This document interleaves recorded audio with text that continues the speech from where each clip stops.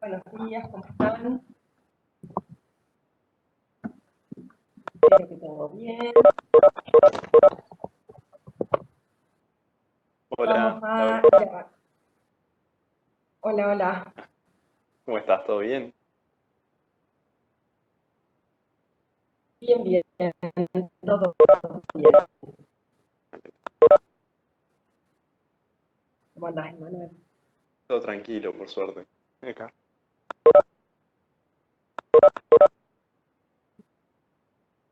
Vamos a ir iniciando Bien. la clase de hoy, cuyo tema va a ser gobierno. Para que voy a estar.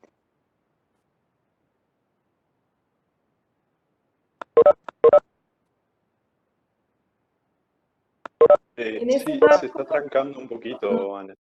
Laura. nosotros tenemos en el título entonces va a tener que hacer que eliminar la imagen, encima no hay mucho para ver, así que no importa. Elimino mi imagen y de todas maneras voy a poner una PPT. Ahí va. A ver si ahí funciona mejor, ¿ok? A ver, ¿ahora me escuchan mejor? Sí, ahí se escucha bárbaro. ¿El resto? Ah, perfecto. Bien, entonces les decía, vamos a empezar a ver gobierno electrónico, que va a ser nuestro tema de la clase de hoy y de la clase del jueves. Ustedes tienen ya la PPT disponible en EVA, tanto con explicación escrita, cuanto la PPT plana, que es la que vamos a compartir ahora.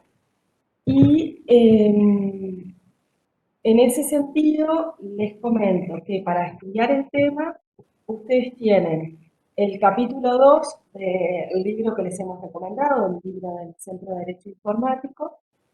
Y si alguien quisiera, además, avanzar un poco más en el estudio de estos temas y sin pretensión de autorreferencia, hay dos libros que yo escribí en su momento sobre este tema.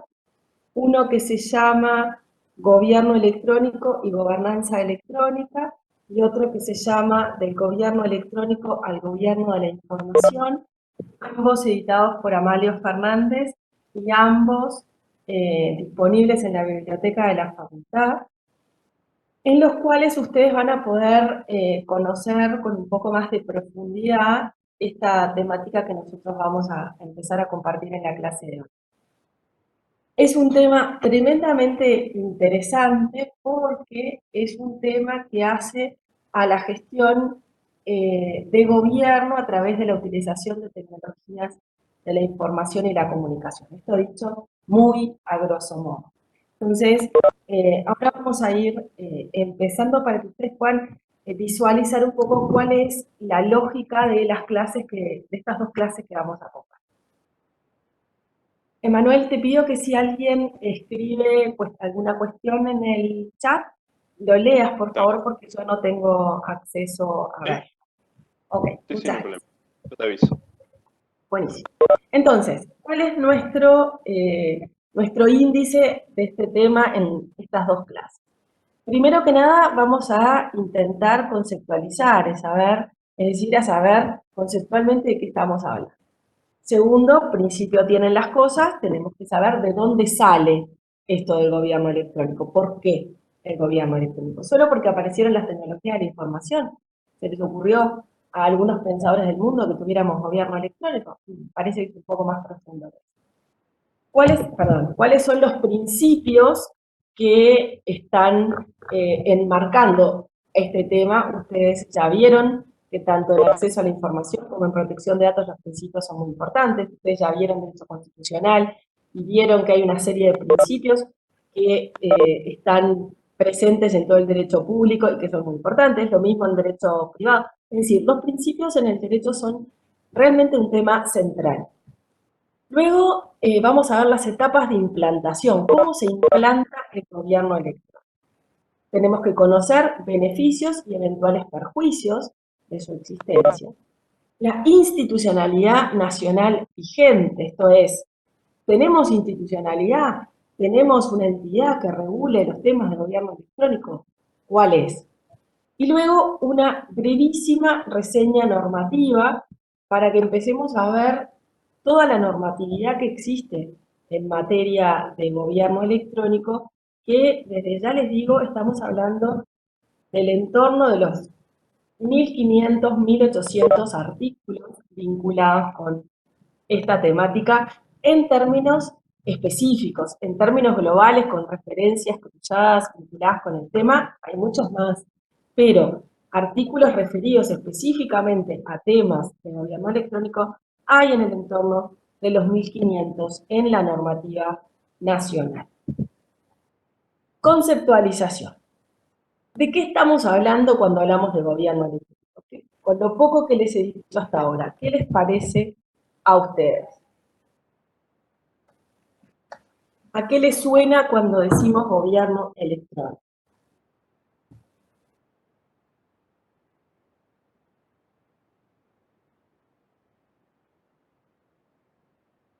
¿A nada? ¿Nunca escucharon hablar de gobierno electrónico? Administración. Administración, ¿cómo qué significaría eso? Porque administración tenemos desde siempre. Te digo lo que... Ahí va. No, dale. No, yo para decir lo que dicen en el chat, dicen que es la utilización de las TICs, la implantación de las TICs, bueno, en la gestión de gobierno. Después otro que dice regula todo lo que pasa en informática. Que el gobierno tiene el control de las TIC. Utilizar la tecnología para ayudar al desarrollo, dice uno. Marilyn. Después Pablo Olivera dice el mecanismo que tiene el gobierno para tener una relación más directa con los ciudadanos, transparencia, etc. Diana Burgos dice a un sistema de normas jurídicas exclusivas para Internet. Bueno, esa no. Romina Figueiredo dice gestión de los cambios. Eso es más o menos lo que han dicho hasta ahora. Algunos andan más rumbeados. Algunos andan rumbeados, otros más o menos, pero justamente de lo que se trata es que planteen de qué les suena cuando escuchan hablar de gobierno electrónico. Claro. Había alguien que iba a empezar a hablar cuando tú también empezaste a hablar, no sé, no logré identificar quién era. Sí, digan el nombre cuando hablan. Sí, los tenemos presentes. Bueno, entonces, ¿de qué estamos hablando cuando hablamos de gobierno electrónico? De muchas de las cosas que ustedes han mencionado ahí. Y para empezar, vamos a establecer esto que dice esta diapositiva. Gobierno electrónico es más que hacer portales. ¿Por qué decimos esto? Porque la primera manifestación que uno percibe del gobierno electrónico son los portales del Estado. Seguramente todos ustedes han visto el portal de Presidencia de la República, han visto el portal, no sé, del Ministerio de Defensa, del Ministerio del Interior, de la Agencia de Gobierno Electrónico, del DPS, de una intendencia. Entonces, la primera cercanía con una acción de gobierno en términos tecnológicos que una persona tiene es el portal que de alguna manera representa a esa institución.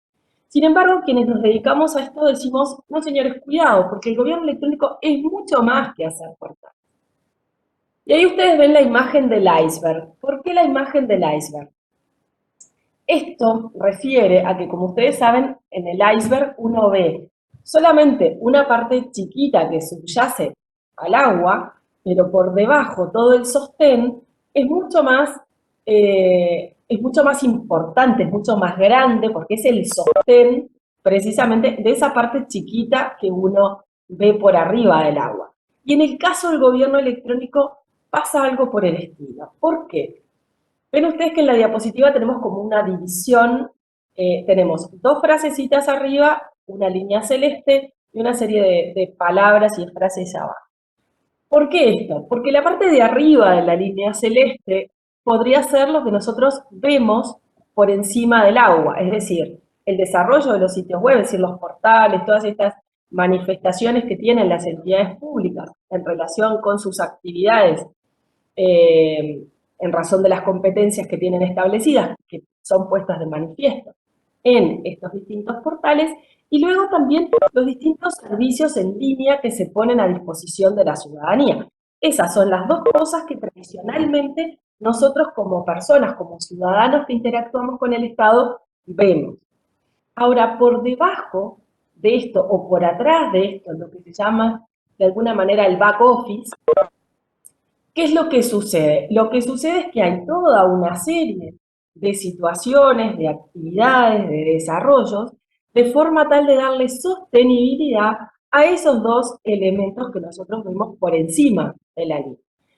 Y en ese sentido tenemos, por ejemplo, la interoperabilidad, esto es, dar la posibilidad de que los sistemas dialoguen entre sí. El sistema de la UTE converse con el sistema de Antel, con el sistema del Ministerio del Interior, con el sistema de la Presidencia de la República. ¿Qué significa que dialoguen? Significa que sea posible que un documento que está en el sistema de una de estas entidades pueda llegar a el sistema de la otra entidad sin necesidad de preguntarle nada al ciudadano y que los mecanismos tecnológicos habiliten a que no haya inconvenientes en ese traslado de información. Otro elemento importante es la inclusión digital. ¿De qué nos podría servir tener excelentes portales si las personas no están incluidas en el sistema tecnológico? Las personas no tuvieran internet, no tuvieran computadores. Bueno, en el Uruguay tenemos un índice bastante elevado de inclusión digital y de utilización digital. Entonces, esto es un activo que en el Uruguay tenemos. Hay toda una serie de asimetrías técnicas y administrativas que son de imperativo resolución. Es decir, en el marco de las actividades de incorporación de tecnología al Estado, un punto central es conocer los procesos que se desarrollan en las distintas entidades públicas y, en ese sentido, solucionar todas las dificultades y todas las diferencias por procesos mal concebidos, por mecanismos que ya no corresponden, por burocracias que no tienen ningún sentido mantener, por un lado. Por otro lado, sistemas tecnológicos antiguos o parques electrónicos antiguos, computadores antiguos, programas que ya no están en funcionamiento. Es decir, toda una necesidad de adecuación a la lógica tecnológica que se necesita para poder precisamente habilitar estas interacciones. Laura, dicen acá, Sí. Luna dice que la interoperabilidad reduce la burocracia. No sé, digo, Bueno, la interoperabilidad tiende a la reducción de la burocracia, es verdad, en tanto y en cuanto nosotros no traslademos las ineficiencias del formato presencial al formato tecnológico. Si nosotros en el formato presencial tenemos personas que ponen sellitos en los expedientes sin que tenga ningún sentido, y a ese sellito lo trasladamos a un pase tecnológico, pase a Juan, pase a Pedro, pase a Diego, sin que tenga ningún sentido establecer esos pases, no vamos a eliminar burocracia. La gracia es precisamente en esa reformulación de procesos que es necesario realizar, que se analicen y se descubran todas aquellas ineficiencias o todos aquellos pasos de más que se están desarrollando. Luego, acá Raquel también pregunta si de la imagen podemos decir que va de lo más particular a lo más general. No sé a qué te no. referís, si puedes explicar un poco mejor. Si puedes explicar de qué se trata, si es lo que yo entiendo, no. Explícanos cuál es tu pregunta concreta, por favor. porque quizás una duda y pero no. Seguí nomás, disculpalo. Bueno, luego tenemos también algunos elementos importantes que tienen que ver con la seguridad de la red, es decir, tenemos que establecerle mecanismos de seguridad de forma tal que las personas se sientan seguras a la hora de poner su información, poner sus datos en la red, y que a su vez, cuando las distintas entidades públicas interactúan entre sí, esta seguridad permita que la disponibilidad, la confidencialidad y la integridad de la información, que son los elementos centrales de la seguridad de la información, se mantengan presentes.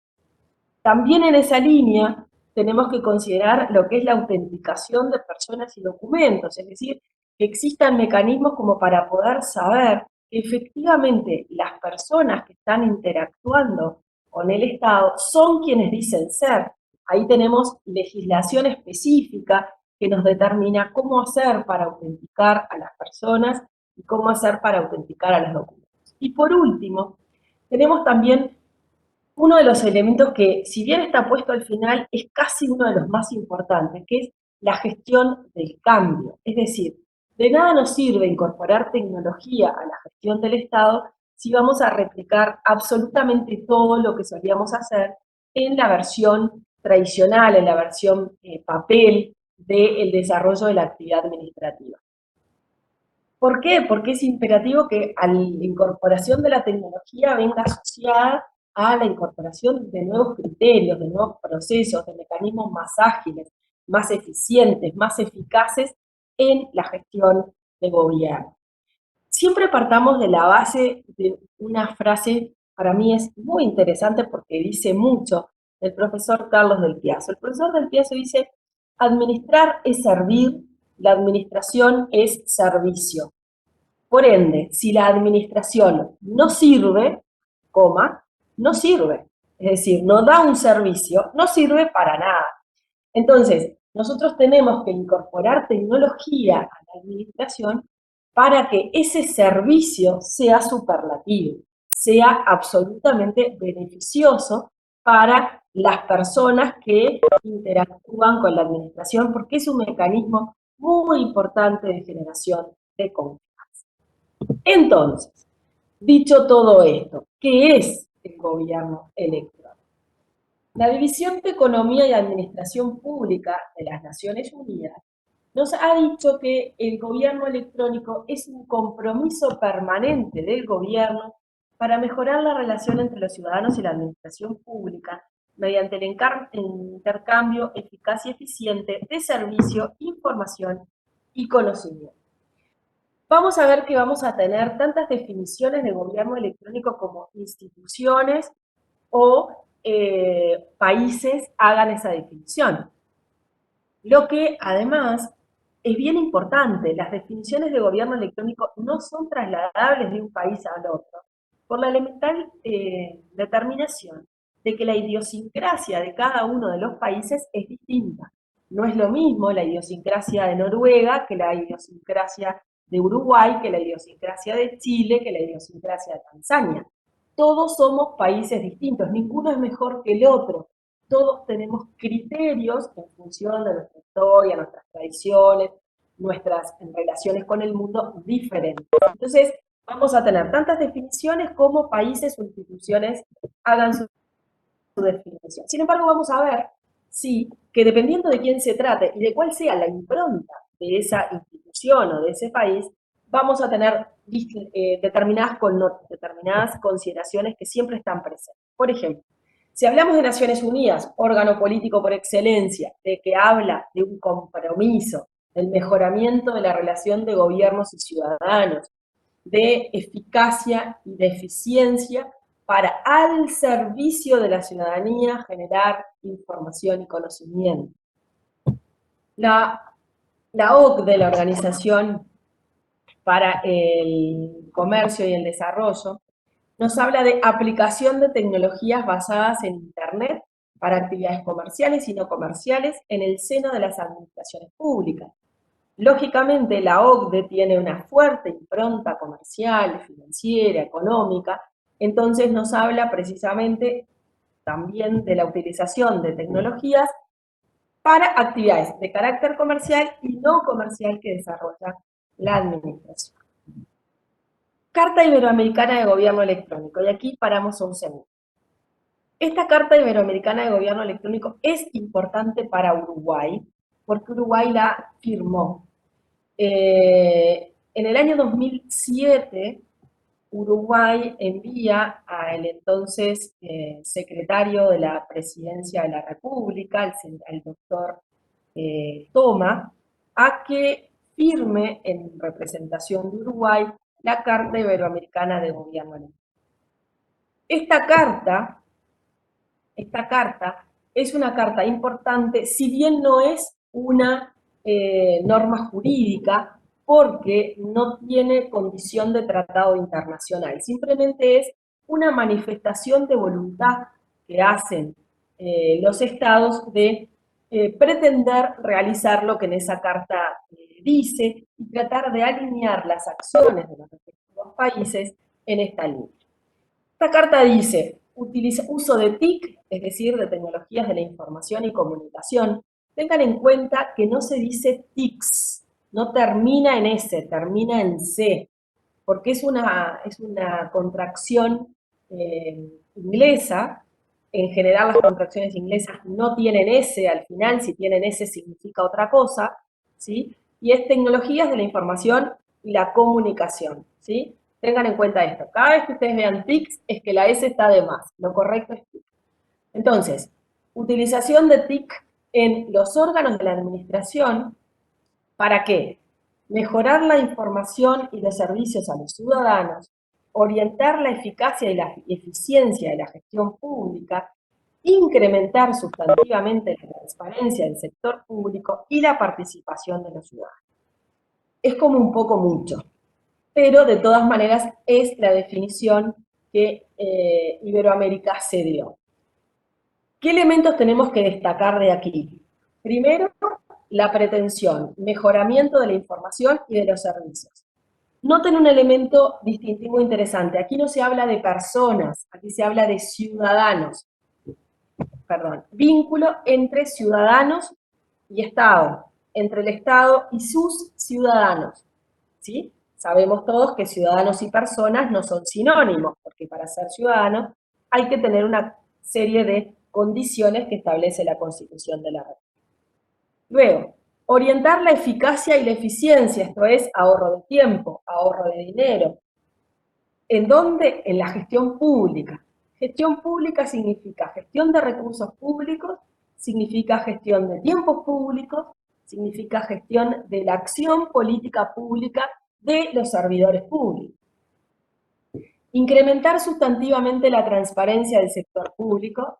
Desde mi punto de vista, esto, y si ustedes lo comparan con lo que vimos en la clase pasada, es una pretensión demasiado elevada, trasladarle a la tecnología el elemento de otorgar transparencia a un sector de actividad.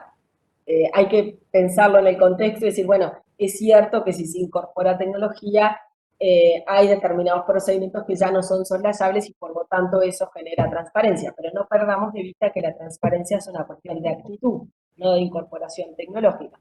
Y luego participación de los ciudadanos. Bueno, de alguna manera esto es factible que efectivamente suceda. Laura, te molesto Sí. para decirte un comentario que hicieron. Dice que Uruguay Dale. le agregó gobierno en la red. Dijo Adrián Lescano, dice, es la definición que adoptó Uruguay y le agregó gobierno en la red. No sé muy bien. A ver, ¿Ya? no es la definición que adoptó Uruguay, sino que es una definición a la que Uruguay adhirió. Es una cuestión un poquito distinta.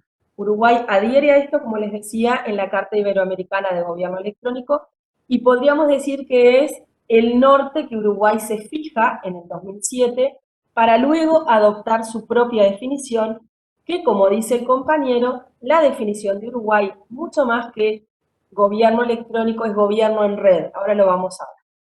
Antes de eso, me gustaba la idea de, en función de las definiciones que acabamos de ver, plantearles estos globitos que están acá, que son los componentes que, independientemente de qué diga la definición de un país o de una institución, en general todas las definiciones contienen. ¿Por qué? Porque son los elementos centrales de la conceptualización del gobierno electrónico. ¿Cuáles son? La eficacia, la eficiencia, la inteligencia, las posibilidades de transacción, las posibilidades de interacción, por supuesto que la innovación, generar nuevos mecanismos de interacción, nuevos mecanismos de gestión, y todo esto bajo el tamiz de la democracia. De nada nos sirve tener excelentes mecanismos tecnológicos instaurados si los derechos y libertades de las personas son conculcados. Por eso es que todos estos otros componentes son muy sustantivos y siempre van unidos a una lógica democrática. En definitiva, ¿de qué hablamos cuando hablamos de gobierno electrónico? De una cantidad de cosas hablamos. Hablamos de la prestación telemática de servicios por los poderes públicos para hacer todo esto que dice ahí. Proveer más y mejores prestaciones a los ciudadanos. Tengan en cuenta que siempre cuando estamos hablando de gobierno electrónico hablamos de ciudadanos. Esto es, otorgarle a los ciudadanos mayores posibilidades de interacción, que el trámite se pueda hacer en línea, que pueda pagar 24/7, que toda la información de las gestiones que yo tengo que hacer con el Estado estén disponibles en la web. Proveer puntos de acceso unificados y sencillos para satisfacer múltiples necesidades informativas y de servicio. Piensen lo siguiente, en el caso del Uruguay, un país que no tiene ni ríos caudalosos, ni grandes montañas, ni selva copiosa, no tenemos mayor, y la distancia más lejana es entre Rocha y Bella Unión, que son 700 kilómetros, no tenemos mayores dificultades como para tener una conectividad generalizada, de hecho Uruguay en términos generales la tiene, y no tenemos mayores dificultades de instalación de servicios, salvo por voluntad política y cuestiones económicas.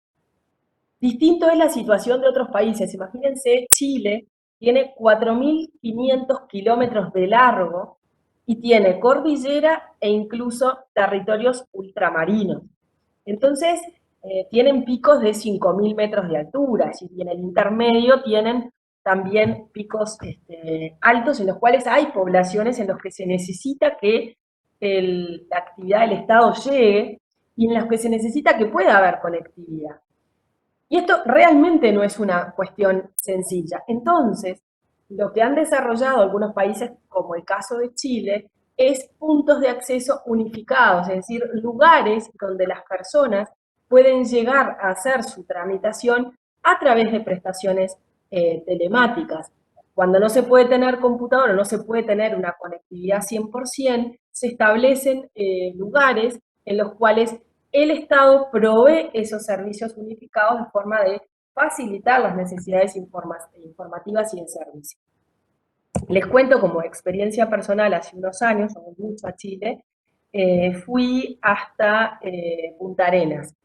Y de ahí pasé a un lugar que se llama Magallanes, la zona de Magallanes, pasé a un pueblito, que era un pueblito muy chiquitito, vivían 150 personas, que era un pueblito que estaba realmente, literalmente en el medio de la nada, solamente había nieve por todos lados, y había era un lugar donde hacían conexiones para el gas natural. Y lo cierto es que había una instalación del Estado en el cual había una pequeñísima escuelita, una pequeñísima biblioteca, y ese era el lugar, el único lugar donde había conexión a Internet para que pudieran estar conectados los ciudadanos que vivían ahí, y de esa manera justamente tener todas las prestaciones que cualquier ciudadano en el centro de Santiago podía tener. Esto es muy interesante. Nosotros en el Uruguay no lo visualizamos claramente porque no tenemos esas situaciones, pero en países donde sí se tienen, realmente vale mucho tener prestaciones de estas características.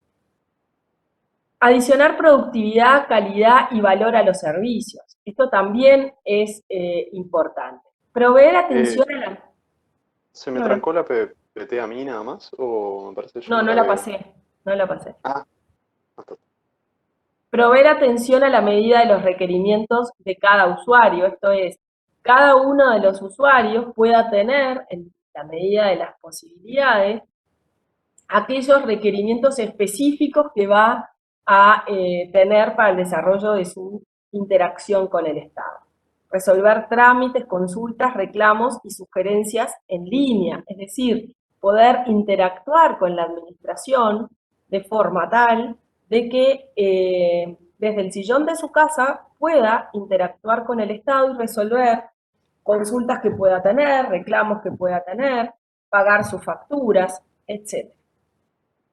Aquí vienen las que para mi gusto son un poquito más complejas. Aumentar la participación ciudadana. Bueno, en algún punto sí, en la medida en que se ponen a disposición en general algunos mecanismos para que las personas den su opinión sobre distintas políticas públicas, sobre distintas gestiones que se desarrollan a nivel de la actividad gubernamental.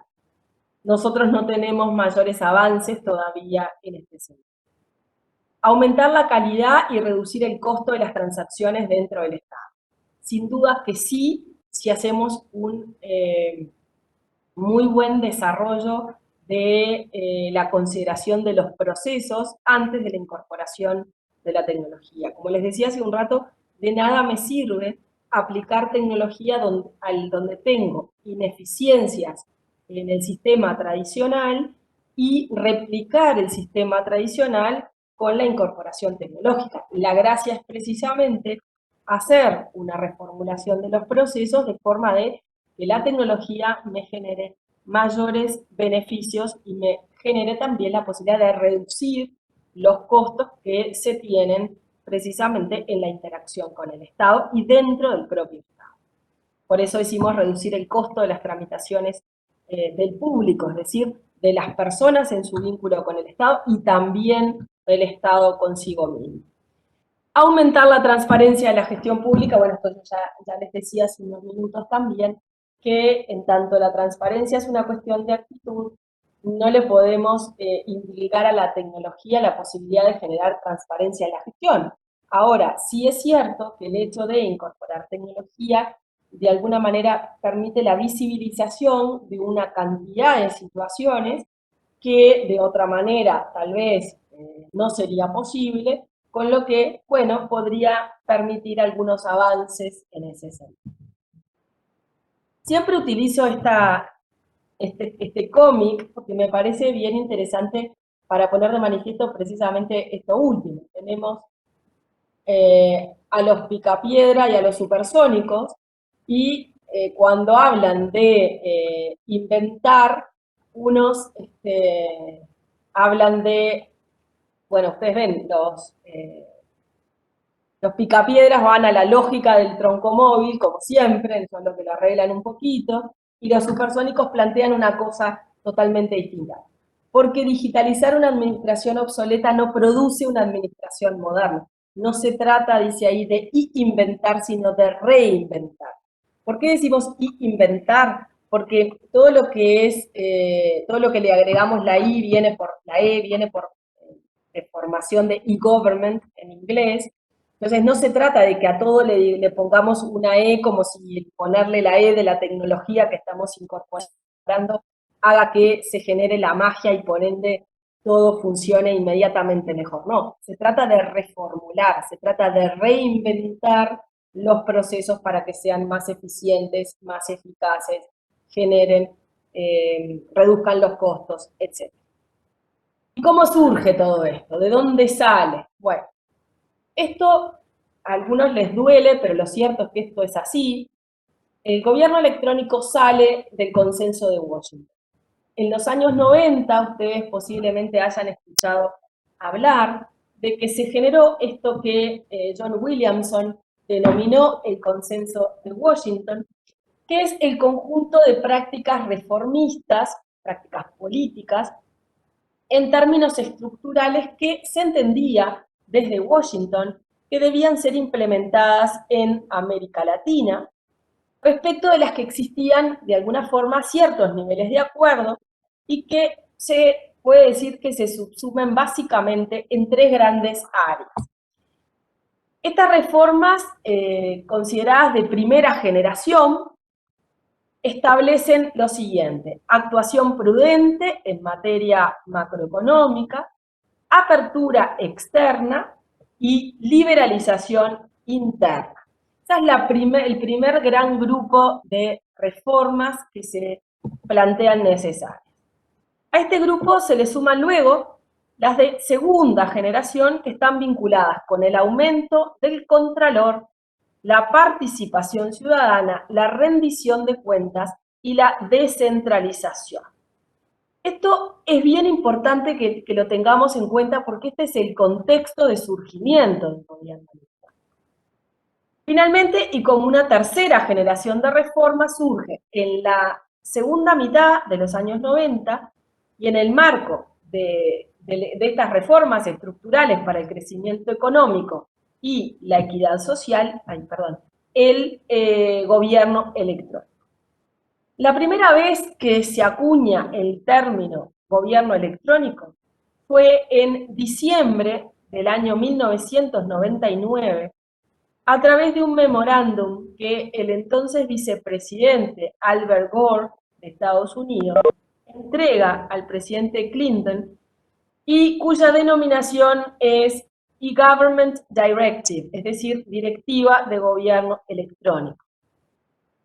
En ese memorándum, Gore indica que los diferentes organismos gubernamentales van a estar obligados a instrumentar la aplicación de tecnologías de la información a los efectos de mejorar la atención de los ciudadanos.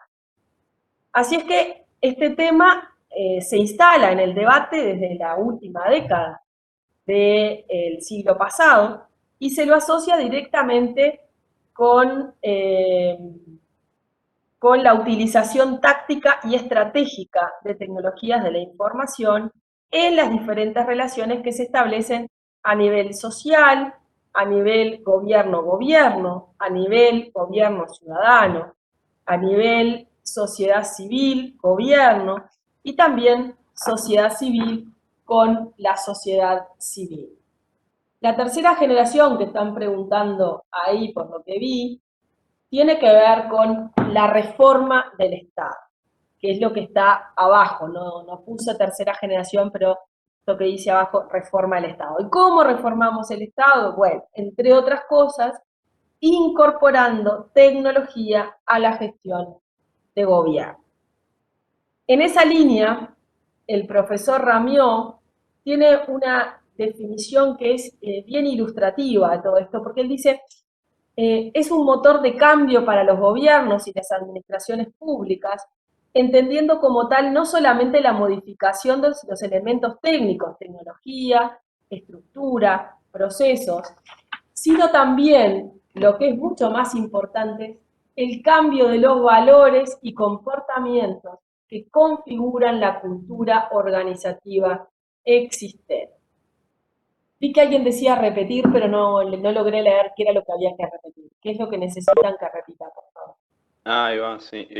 La primera vez que se utilizó el término de e-government, calculo, ¿no? ¿Cómo no? 1999, por el vicepresidente Albert Gore, más conocido como Al Gore, en un memorándum que le envía, ¿perdón? El ambientalista era, ¿no? Al Gore. Bueno, también se dedica a temas ambientales, pero era el Sí, vicepresidente no, de él Estados escribió un Unidos, se libro. dedica Sí.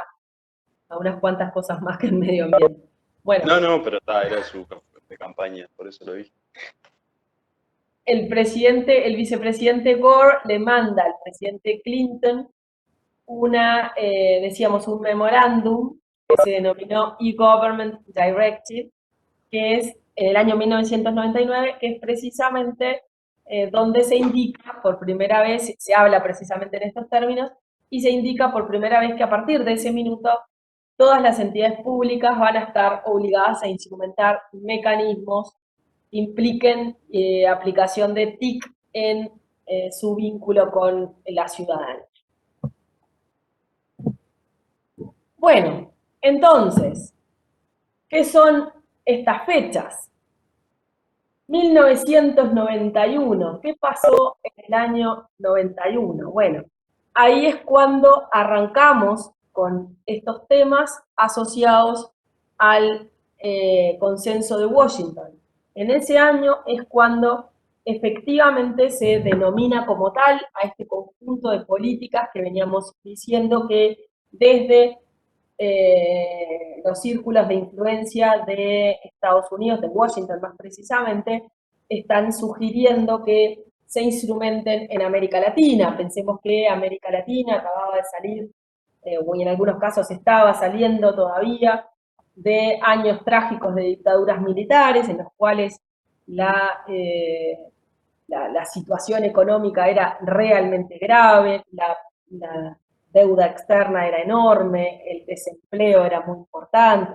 Ya no hablemos de la conculcación de libertades, pero salvo, dejando de lado ese tema, que ya todos lo sabemos, desde el punto de vista económico, la situación en América era realmente caótica, con la excepción, en algún punto, pero no hay un consenso en eso, de Chile, que había aplicado algunas políticas un tanto mejores, pero que de todas maneras tenía un 45% de pobreza. Entonces, de alguna manera se dice, bueno, hay que hacer modificaciones económicas, estructurales importantes, y ahí, 91, arrancan las peticiones desde estos grupos de influencia de que se hagan las modificaciones económicas. Esto viene asociado luego con una necesidad de eliminar de alguna forma las prácticas políticas clientelistas, y se entiende que un mecanismo para eso es la incorporación de tecnología a los mecanismos de desarrollo de la gestión de gobierno. Y en el año 99 tenemos la primera manifestación específica con ese nombre de gobierno electrónico. ¿Qué son esas dos fechas posteriores que están establecidas aquí? Ven que el título dice evolución. El mundo, ya, y sobre todo el mundo académico, ya en el 2002 dejó de hablar de gobierno electrónico y empezó a hablar de gobierno digital. Por esa época ya las tecnologías digitales se estaban abriendo un fuerte paso en todas las estructuras vinculadas con los mecanismos tecnológicos. Entonces se empezó a hablar de gobierno digital, teníamos gobierno móvil, teníamos en distintas partes del mundo toda una serie de incorporaciones digitales, siempre hablando de tecnología, por supuesto, pero lo cierto es que había habido una mutación en la tecnología en utilización. Y luego ya a partir de 2012 se deja de hablar también, sobre todo en los círculos académicos, tengamos en cuenta que los círculos políticos demoran más que los académicos en adaptarse a las cuestiones, se empieza a hablar ya de gobierno de la información. ¿Por qué? Y aquí tenemos un tema que para mi gusto es bien interesante. Cuando nosotros hablamos de gobierno electrónico, yo les decía, tengan en cuenta que estamos hablando de ciudadanos. El gobierno electrónico y toda la literatura del gobierno electrónico habla de ciudadanos, habla del vínculo que tiene el ciudadano para mejorar la gestión, de la confianza con el gobierno a través de la utilización de tecnología. Y el foco está puesto en la tecnología. Lo importante para el gobierno electrónico es la tecnología, no la persona, sino que el gobierno sea más eficiente a través de la utilización tecnológica. Cuando nos vamos al gobierno digital, nos seguimos manteniendo en una lógica estrictamente tecnológica. ¿Qué es lo que cambia? La tecnología. Tenemos diferentes mecanismos tecnológicos en utilización, ahora digitales, pero de alguna manera lo importante, el foco, sigue siendo lo tecnológico. Y esto no es un tema menor, porque durante muchos años lo que nos va a suceder es que los tecnólogos agarraron la posta de la gestión del gobierno. Yo no tengo nada contra los tecnólogos, pero lo cierto es que la gestión pública necesita de tecnólogos que se ocupen de la tecnología, pero que no opinen sobre la gestión de los procesos públicos que implican gestión de derechos. Los derechos, quienes estudian derecho, conocemos tal vez un poco más de cómo pueden ser conculcados si no se utilizan los mecanismos correctos, o de cuáles son los mecanismos jurídicos correctos para que los derechos tengan las garantías correctas. Entonces, podemos decir que hay una suerte de vuelta de timón en el año 2012, cuando algunos académicos de la Universidad de Harvard, por ejemplo, algunos académicos de algunas universidades nórdicas, empiezan a decir, no señores, acá la tecnología tiene que ser herramienta, el gobierno no puede ser un gobierno tecnológico, el gobierno tiene que volver a ser una lógica de derechos. Entonces, a partir del 2012 se empieza a hablar de gobierno de la información. ¿Por qué?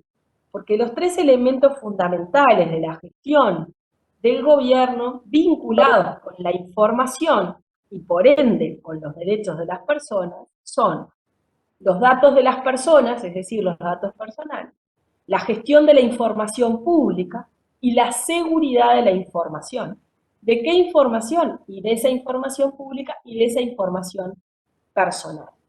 Por eso es que decimos, la tecnología es muy importante porque facilita los mecanismos de gestión, pero el elemento que tiene que estar en el centro es la persona y sus derechos, que en la gestión de gobierno se manifiestan a través de la buena gestión de la información pública, de la buena gestión de los datos personales y como un metaderecho fundamental asociado a esos otros dos derechos aparece la seguridad de la información.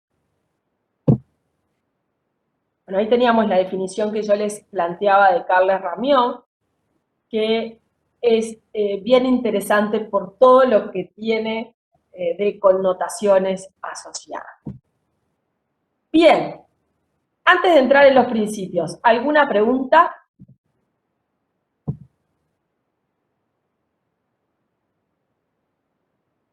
¿No hay preguntas? Buenísimo. No. Entonces, seguimos. ¿Cuáles son los principios del gobierno electrónico? Como les decía, en muchas materias, y sobre todo en las materias que tienen que ver con derecho, los principios son un elemento sustantivo. En el caso del gobierno electrónico, que yo les decía, tiene mucho foco en lo tecnológico, de todas maneras, algunos ribetes jurídicos tiene, y de hecho por eso lo estamos viendo en esta clase, y entre esos ribetes jurídicos tenemos los distintos principios que hay que considerar. La Carta Iberoamericana de Gobierno Electrónico, que les mencionaba hace un ratito, tiene una serie de principios que son los principios que nosotros tenemos que tener en cuenta porque de alguna forma son los que Uruguay se ha dado para sí. ¿Cuáles son? El principio de igualdad. El principio de igualdad se genera con el objeto de que en ningún caso el uso de los medios electrónicos pueda implicar la existencia de restricciones o discriminaciones para los ciudadanos que se relacionan con las administraciones públicas por medios no electrónicos. Significa esto, significa tan simple como que tiene que haber igualdad de tratamiento para quienes se vinculan con la administración a través de medios tecnológicos como quien se vincula con la administración a través de los formatos tradicionales. Nosotros no podemos eliminar el formato de gestión tradicional por la sencillísima razón de que no le podemos impedir los mecanismos de acceso al Estado, de acceso a la tramitación pública, a aquellas personas que por alguna razón no tienen acceso a sistemas tecnológicos. Es muy importante que esto siempre se tenga en cuenta. Difícilmente se va a poder eliminar la tramitación tradicional. Y por eso es que, necesitamos que siempre exista algún mínimo de consideración para aquellas personas que no tengan acceso a los mecanismos tecnológicos. Principio de legalidad. De forma que las garantías previstas en los modos tradicionales de relación del ciudadano con el gobierno se mantengan idénticas en los medios electrónicos. Los trámites procedimentales, sin perjuicio de su simplificación general, constituyen para todos los ciudadanos garantías imprescindibles. No por incorporación de tecnología podemos dejar de lado todas aquellas seguridades que los procedimientos nos han establecido a nivel normativo para darle certezas y garantías a las personas que desarrollan trámites para con el Estado. Entonces, las mismas garantías que hemos tenido tradicionalmente en el formato tradicional, valga la redundancia, las tenemos que mantener para los formatos tecnológicos. El principio de legalidad también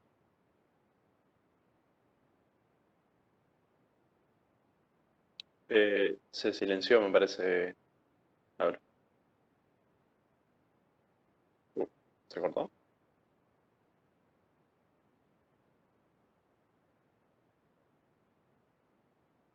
¿Se escuchan? Sí, se cortó. No se preocupen, ya seguramente, seguramente ya ahora vuelve. A ver. Además no puedo controlar la PPT. Sí, sí, se me cortó. ¿Para qué les voy a escribir?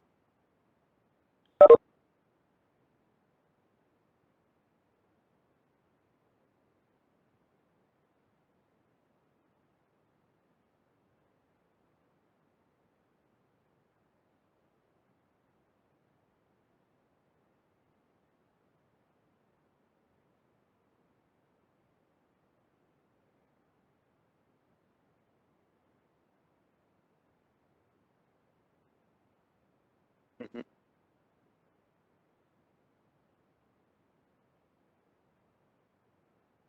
Ya le mandé un mensaje. A ver si-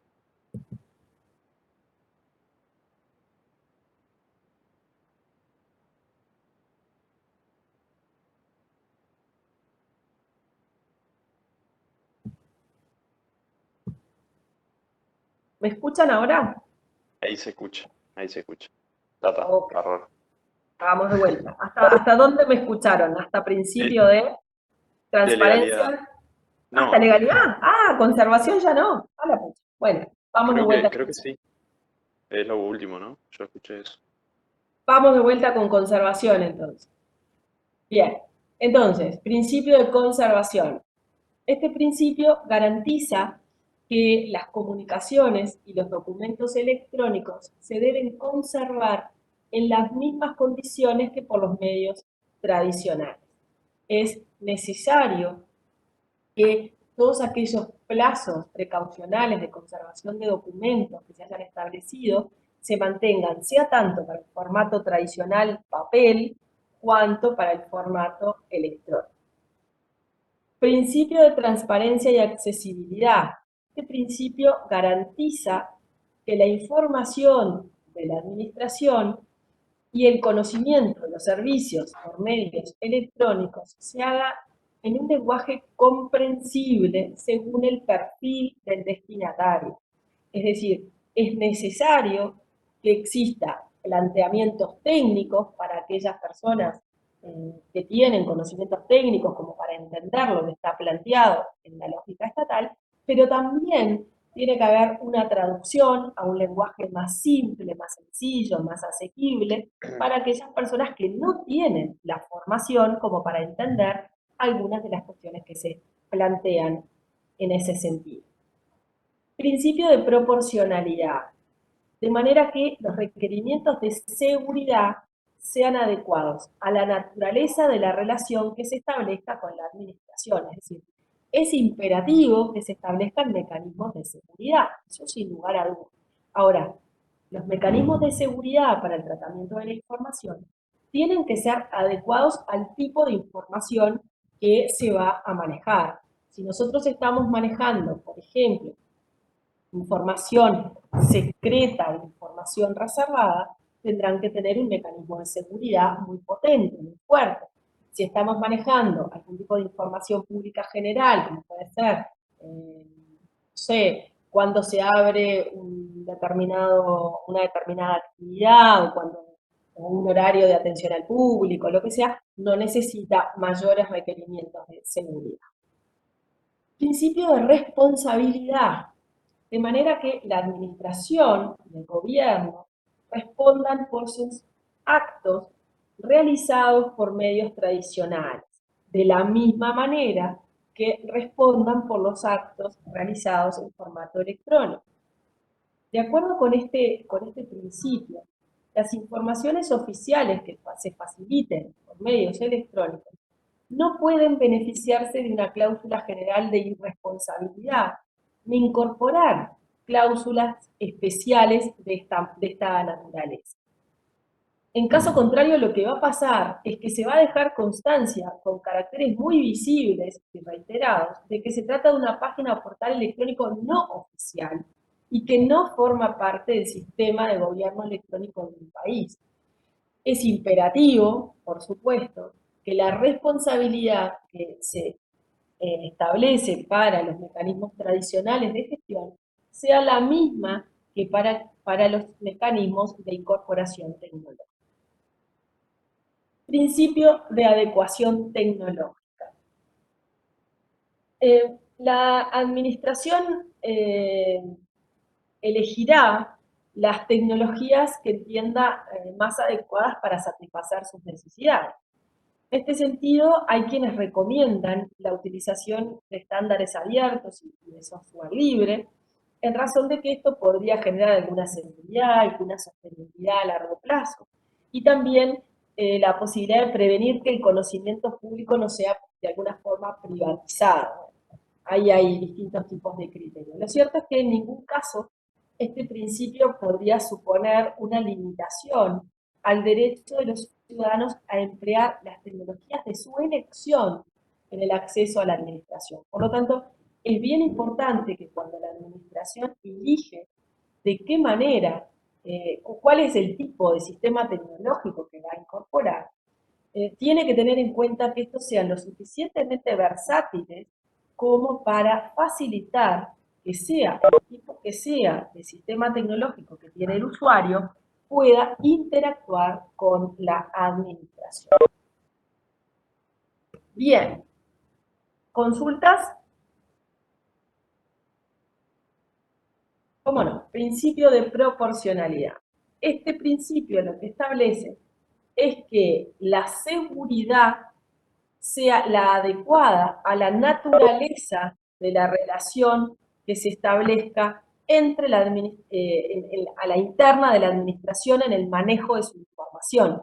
Les decía, no es lo mismo la seguridad que va a requerir el tratamiento de datos que sean de carácter confidencial, que sean de carácter reservado, que sean de carácter secreto, que aquellos datos que sean de manejo público. Si yo tengo información que puede violentar la dignidad humana, como decíamos el otro día cuando veíamos acceso y protección de datos, eso requiere de máximos mecanismos de seguridad porque estoy protegiendo una cuestión muy fuerte. Ahora, si yo lo que voy a poner a disposición es el horario de atención al público de una oficina, no tengo por qué tener un mecanismo de seguridad tan fuerte. La proporcionalidad va asociada al a la seguridad que tiene que tener relación con el tipo de información de que se trata. Máxima seguridad para situaciones de máximo nivel de tensión o máximo nivel de vulnerabilidad, seguridad un poco menor en relación con informaciones que son de otro nivel no tan sensible. Bien, ¿alguna otra consulta? No veo ninguna, así que puedo seguir. Bien. Seguimos entonces. Etapas de implementación. ¿Cómo implementamos gobierno electrónico? En los distintos países se han implementado iniciativas de todo tipo, calibre y color. Hay cuestiones muy interesantes, hay mucha bibliografía sobre esto, incluso de qué manera se han ido incorporando a la gestión de gobierno los distintos mecanismos de gobierno electrónico, pero lo cierto es que siempre uno puede, si uno analiza distintos países, siempre encuentra que hay 5 etapas que no fallan, que siempre están presentes. depende de la madurez de cada uno de los países en términos tecnológicos, cada etapa dura más o dura menos tiempo, pero lo cierto es que las 5 etapas siempre están presentes. Es importante, además, considerar estas etapas porque podemos medir el nivel y el grado de avance y de desarrollo del gobierno electrónico, así como la sofisticación, la madurez, la funcionalidad, entre una serie de aspectos que son muy importantes a la hora de considerar en qué situación se encuentra un país en relación con la incorporación de tecnologías a la gestión de gobierno. ¿Cuál es la primera etapa que tenemos incorporada? Tenemos ahí establecido que la fase 1 es la etapa de informar, la etapa de información. Y aquí lo que tenemos que considerar es que se verifican las primeras acciones, los inicios en torno al gobierno electrónico. Lo que vamos a tener es la posibilidad de visualización de toda una serie de información vinculada con la gestión de gobierno en relación a la oficina de que se trate. Si ustedes ingresaran a las páginas de Presidencia de la República, lo que seguro va a haber va a ser información sobre el presidente, sobre las oficinas que dependen de la Presidencia de la República, sobre cuál es el horario de atención, sobre quiénes son los jerarcas, sobre distintas informaciones de cada una de las oficinas que se manejan en la órbita de la Presidencia de la República. En general, en esta primera etapa, se incluye información primaria también sobre los planes y programas de cada oficina, cuáles son los objetivos, una descripción de las actividades que se desarrollan y una descripción de cuáles son los trámites que se desarrollan en esa entidad. No quiere decir que se pueda realizar el trámite en esta primera etapa, sino que se describe qué es lo que uno puede hacer ahí. Pero generalmente le indican cómo se hace, pero que tiene que ir a la oficina a desarrollar esa actividad. Estamos hablando de la primera etapa de desarrollo de implantación. Incluso en algunos casos se incluyen también resoluciones, algunas regulaciones normativas que tienen que ver con la entidad de que se trata. Superada esta primera etapa de información, lo que sucede es que aparece una segunda etapa, que es la etapa de interacción. Esto en un proceso evolutivo implica un cambio bien importante, porque va a permitir que los ciudadanos puedan interactuar con los integrantes de gobierno o de las distintas oficinas de gobierno, dando habilitación a distintos cuestionamientos, a la recepción de respuestas, a la conformación de comentarios de distinta índole sobre temáticas diferentes también en relación a las distintas actividades de que se ocupa esa entidad.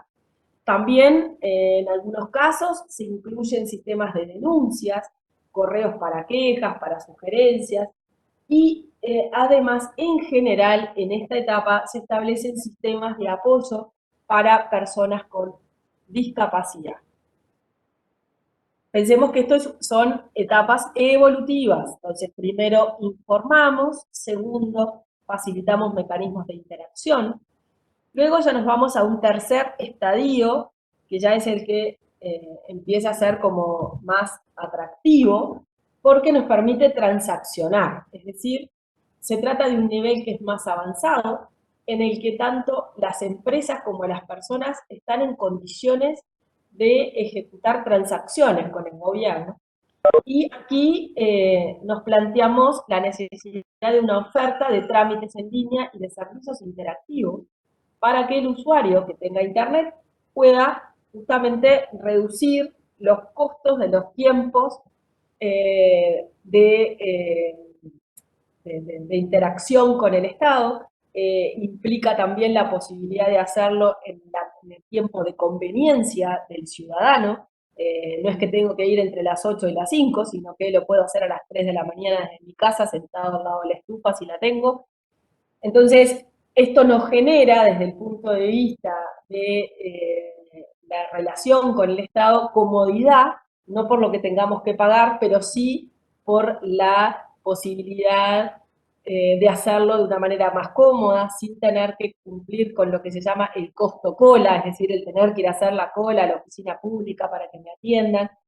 Entonces, este transaccionar 24/7, es decir, todos los días del año, las 24 horas del día, con sistemas que están permanentemente activos, realmente es una etapa de implantación que marca un antes y un después en la relación entre ciudadanos y Estado a través de la incorporación tecnológica.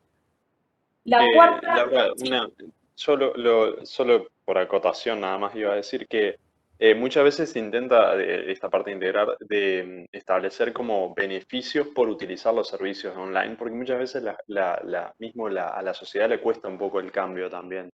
Hay mucha gente que todavía prefiere hacer los trámites personalmente y es lógico, o sea, por algunos problemas y eso que siempre han tenido, pero el cambio conlleva también como una acción un poco de la sociedad también de avanzar en ese sentido.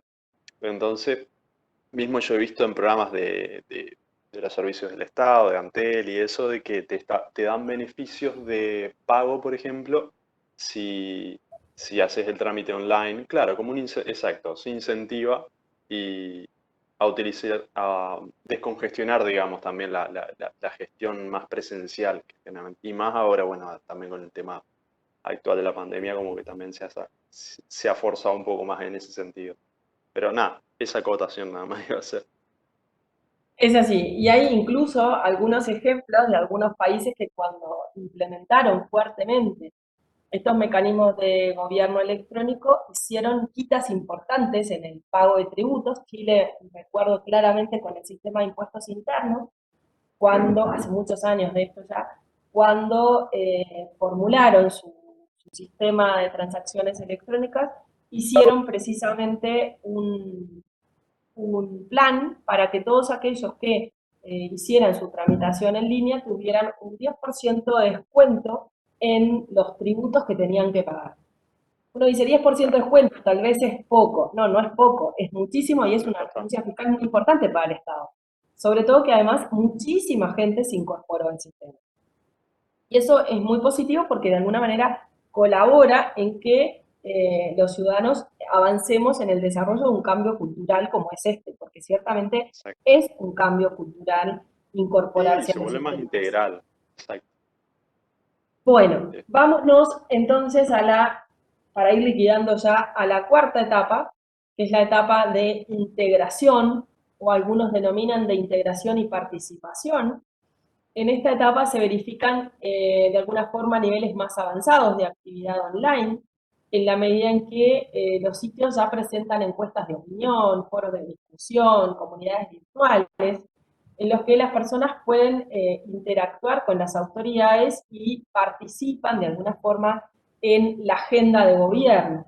Ahora está muy de moda el tema del gobierno abierto, y uno precisamente de los elementos de la formulación de gobierno abierto es estos foros de discusión para el planteo de avances en desarrollo de política pública, en los que la ciudadanía, a través de lo que se llama la apertura a consulta pública de determinadas políticas que se pretende implementar, la ciudadanía tiene chance de opinar diciendo mejoraría esto, eliminaría esto, completaría con esto, en fin, no puede opinar si lo entiende perfectamente. Y la última etapa es la etapa de innovación. En esta etapa se utiliza el gobierno electrónico para facilitar todas las operaciones posibles de la administración y justamente se facilita la construcción de nuevos modelos de gobierno en consulta y conocimiento permanente con la ciudadanía. De alguna forma hablamos casi de democracia directa, en lo que los ciudadanos tendrían la posibilidad real de ser escuchados, sus opiniones tomadas en cuenta en los distintos niveles de decisión.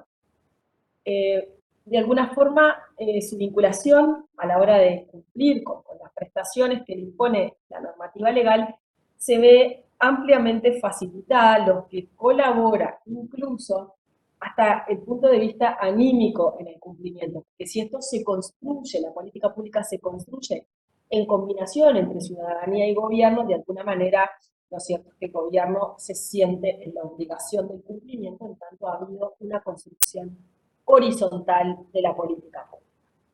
Lo cierto es que, en concreto, esta última etapa es una etapa de difícil ubicación. Nosotros no estamos en esa construcción. Parece medio Yo utópica, sí. siempre les planteo que soy un poco escéptica de algunas cuestiones y realmente yo creo que el gobierno es para gobernar y para hacerse cargo del gobierno. Para eso se pidió para ser gobierno. Entonces, sí me parece muy bien que existan las posibilidades de la ciudadanía de opinar, pero la decisión no tiene que ser una consulta.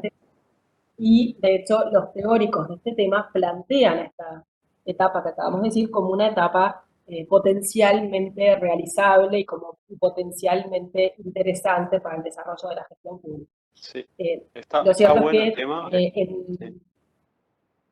en políticas públicas de países que han desarrollado fuertemente el gobierno electrónico, salvo en algunas cuestiones tal vez de segunda índole, no conozco experiencias que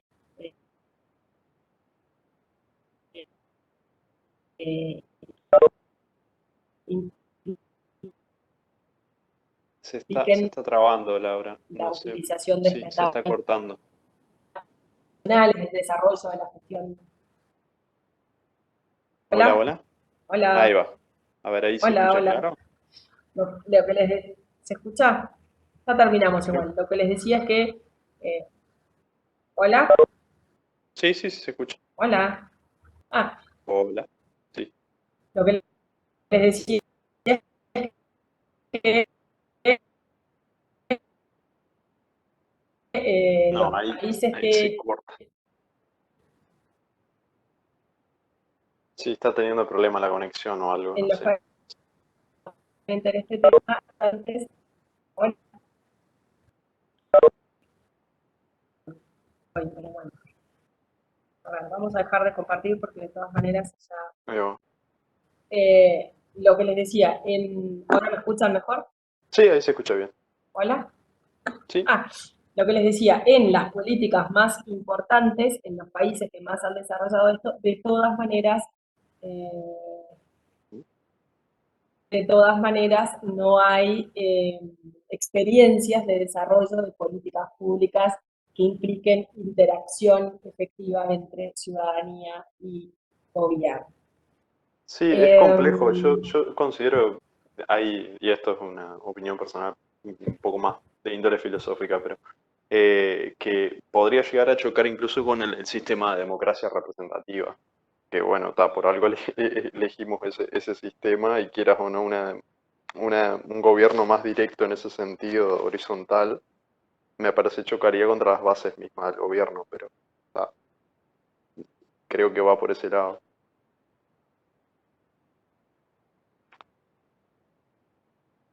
Uy, no Bueno, escucho nada. chicos, a Ahí, ver, estamos en horario. eh, hola, hola, ahí hola, está, ahí está. hola, Ahí te escucho. Ahí te hola, escucho. hola. Estamos teniendo unos problemas. Sí. Bueno, chicos, les decía, estamos en horario, seguimos la clase que viene con gobierno electrónico, así es que el que tenga chance, por favor, mire la PPT y trate de leer alguna cuestión vinculada con el tema. ¿Ok? Está bien. Bueno, hasta luego. Que pase